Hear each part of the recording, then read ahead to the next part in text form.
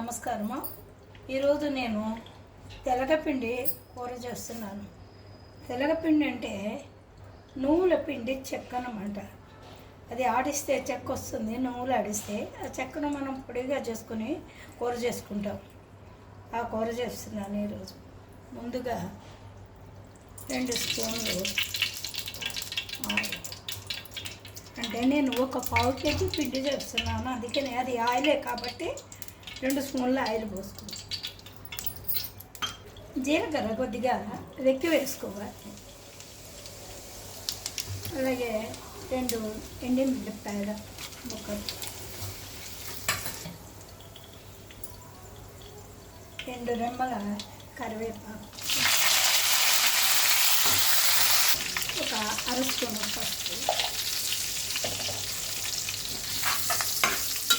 ఒక 1/2 స్పూను కారం, ఎందుకంటే 2 ఎండుమిర్చి ముక్కలు వేసాను కాబట్టి, 1 స్పూను సాల్ట్,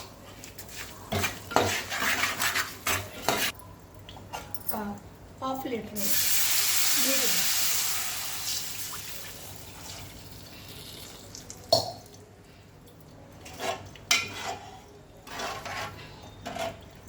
వాటర్ మరిగించుకోవాలి.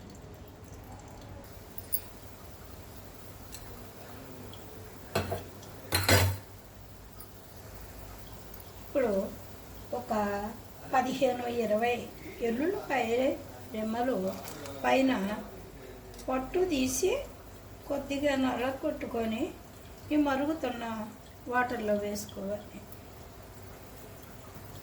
తర్వాత వాటర్ మరిగింది కదా, ఈ పిండి, దీన్ని తెలగపిండి అంటారు. కొద్దిగా వేసుకోండి.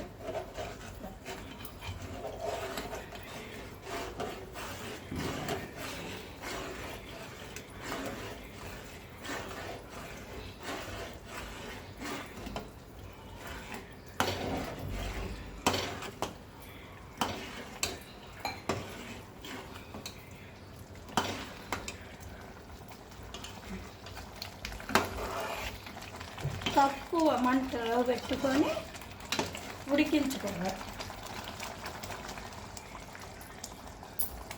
మూత పెట్టి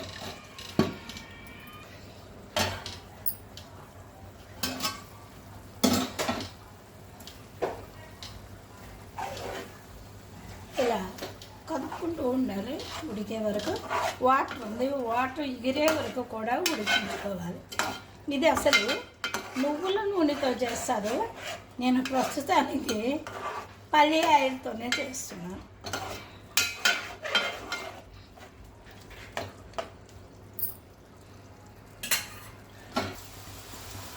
ఇలా మొత్తము వాటర్ ఎగిరే వరకే ఉడికించుకోవాలి. ఇక వెల్లుల్లిపాయలు వేసాం కదా, ఇవి బిడ్డల కన్నా తల్లులకి స్నానం రోజున స్పెషల్గా ఈ కూర వండి పెడతారు. చాలా రోజులు 6 నెలల వరకు వండి పెడతారు. స్నానం చేయించిన రోజున ఒక 7 మంది 9 మంది ముత్తైదువులకి ఆ అమ్మాయితో కన్నా తల్లితో కూర్చోబెట్టి ఈ కూరలు ఎందే భోజనం పెట్టారనమాట. అది అందరూ తినొచ్చు, చిన్నవాళ్ళు పెద్దవాళ్ళు అని దీనికి అసలు తేడాయే లేదు. ఇది నువ్వులకు సంబంధించింది కాబట్టి బలము కూడా తింటే. మా ఇంట్లో నేను కన్నప్పుడు కూరగాయలు తీసుకురమ్మంటే ఎప్పుడన్నా మా తమ్ముళ్ళు వెళ్ళి, మా 4 తమ్ముళ్ళు ఈ తెలగపిండి తీసుకొచ్చేవాడు అనమాట. అలా ఉండే ఆ రోజులు. ఇప్పుడు పెడుతున్నారో లేదా, కొన్ని సాంప్రదాయాలు పాటిస్తారు తెలిసిన వాళ్ళు, తెలియని వాళ్ళకి లేనే లేదు. మీరు కూడా తప్పకుండా ఈ కూర చేసుకునే వారానికి ఒక్కసారి తింటే బలము పిల్లలకి పెట్టిన పెద్దవాళ్ళకైనా ప్రయత్నించండి.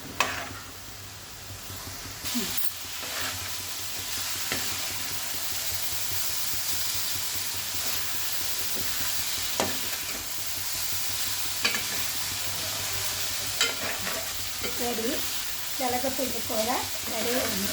చాలా టేస్ట్గా రుచిగా ఉంటుంది. బలం కూడా. అందరూ తప్పనిసరిగా వారానికి ఒక్కసారి కూర చేసుకుంటున్నాను.